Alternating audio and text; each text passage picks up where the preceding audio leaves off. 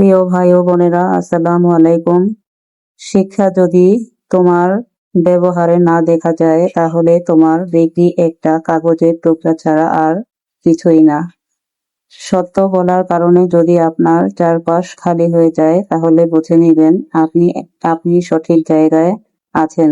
এতদিন আপনি কিছু বেঈমান আর স্বার্থপর মানুষের মায়াজালে আটকে ছিলেন। যতদিন বোকা হয়ে থাকবেন, ততদিন সম্পর্ক ঠিক থাকবে।